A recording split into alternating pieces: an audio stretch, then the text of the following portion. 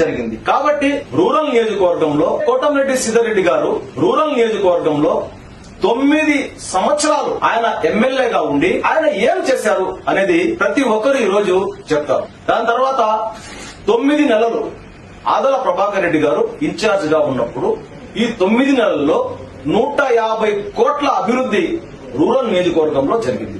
ఇదే 9 ఏళ్లు రూరల్ నియోజకవర్గంలో ఎమ్మెల్యేగా పనిచేసి ఉంటే ఎంత అభివృద్ధి చెందేదో ఒక్కసారి మీరే ఆలోచించండి. ఆ యొక్క నియోజకవర్గంలో ఎన్ని అభివృద్ధి పనులు చేశారు, ఆ అభివృద్ధి పనుల ద్వారా ఎంత మందికి ఉపాధి కలిగింది, ఎంత అభివృద్ధి చెందింది ఆ నియోజకవర్గం అనేది ముఖ్యం. ఒక ఎమ్మెల్యే అందుబాటులో ఉన్నాడా లేదా అనేది ఇది పాతకాలపు పద్ధతి అన్నమాట.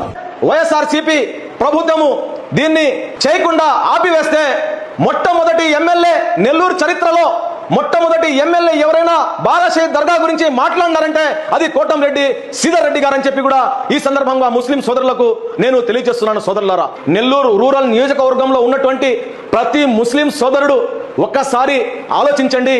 ఆయన గెలిచిన తర్వాత కూడా ప్రతిరోజు అందుబాటులో ఉంటూ మసీదులకు ఏమన్నా ఇబ్బంది వచ్చి మరమ్మతులు చేయాలంటే, అదేవిధంగా శ్మశానాలు ఆయన ప్రతిపక్షంలో ఉన్నప్పుడు తెలుగుదేశం పార్టీ అధికారంలో ఉన్నప్పుడు శ్మశానం కోసం ముస్లిం సోదరులు వస్తే ప్రతిపక్షంలో ఉండి కూడా ఆయన ఆ యొక్క ముస్లింల శ్మశానం కోసం పోరాటం చేసి ఆ యొక్క శ్మశాన స్థలాన్ని వాళ్ళకి ఇప్పించినటువంటి ఘనత కోటంరెడ్డి శ్రీధర్ రెడ్డి గారిది.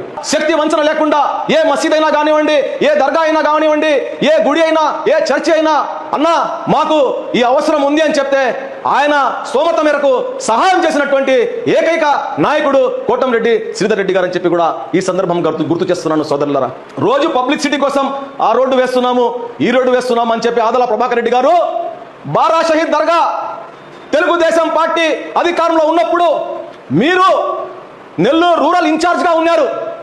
అప్పుడు శంకుస్థాపన చేసినటువంటి బారాషహీద్ దర్గా పనులు అనివార్య కారణాల వల్ల ఆగిపోతే ఆ తర్వాత వైఎస్ఆర్సీపీ ప్రభుత్వం వచ్చినప్పుడు కోటంరెడ్డి శ్రీధర్ రెడ్డి గారు ఈ పనులు ఆగిపోయినాయి, రాజకీయాలకు అతీతంగా ఈ పనుల నిర్మాణాలు నేను పూర్తి చేయాలా, ఇది నా బాధ్యత అని చెప్పి ఒక అద్భుతమైన ఈద్గా కట్టించి అదేవిధంగా దర్గా ముఖద్వారాల కోసం ఆయన శక్తి వంచన లేకుండా పోరాటం చేసినటువంటి సందర్భం మనం చూసాం. అభివృద్ధి అంటేనే ఆదాల అని చెప్పి ప్రతిరోజు మీరు ప్రగల్భాలు పలుకుతున్నారు.